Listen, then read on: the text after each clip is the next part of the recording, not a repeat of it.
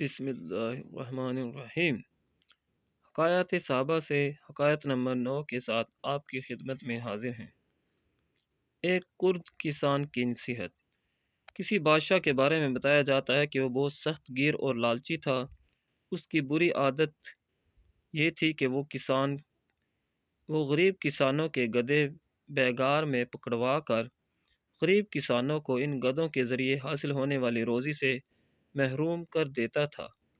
ایک دفعہ یہ بادشاہ جنگل میں شکار کے لیے گیا ہوا تھا کہ ساتھیوں سے بچھڑ گیا۔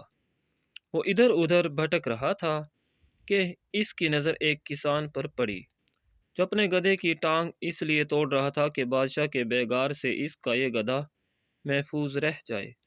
اسے یہ معلوم نہیں تھا کہ بادشاہ وقت اس کے سامنے کھڑا ہے۔ اس نے اس کسان سے پوچھا، یہ کیا کر رہے ہو؟ تو اس نے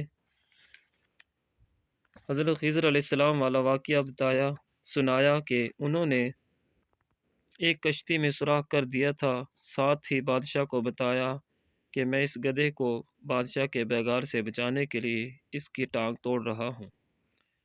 اس کرد کسان نے بادشاہ کو برا بھلا بھی کہا۔ اسے کیا خبر تھی کہ جس بادشاہ کو وہ کوس رہا تھا وہ اس کے سامنے کھڑا تھا۔ بادشاہ خاموشی سے یہ سب باتیں سنتا رہا۔ صبح جب لشکر کے سپاہی وہاں پہنچے تو بادشاہ کو ساتھ لے لیا۔ بادشاہ نے دربار میں پہنچتے ہی اس کرد کسان کو پکڑوا کر دربار میں بلا لیا۔ کسان کو جب یہ صورتحال معلوم ہوئی تو اسی وقت اسے یہ یقین ہو گیا تھا کہ اب اس کی جان کی خیر نہیں۔ بادشاہ کے روبرو پہنچ کر بھی کسان نے بادشاہ کو کھری کھری سنائی اور اس کا اصل چہرہ اسے دکھا دیا۔ اس نے بادشاہ کو بتایا کہ تیرے خوش آمدی وزیروں نے تجھے تیری اصلیت کبھی نہیں بتائی۔ پورا ملک تیرے ظلم اور لالچ سے تنگ ہے۔ رعایا تجھے بہت برا بھلا کہتی ہے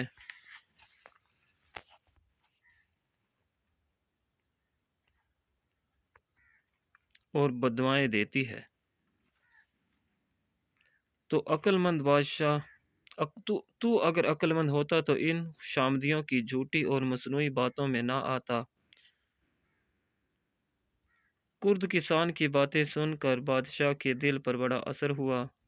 اس نے اللہ سے سچے دل سے توبہ کی اور اپنے گناہوں کی معافی مانگی اور کرد کسان کو انعام اور اکرام سے بھی نوازا اور اس کا شکریہ بھی ادا کیا کہ اس نے اسے سیدھی راہ دکھائی۔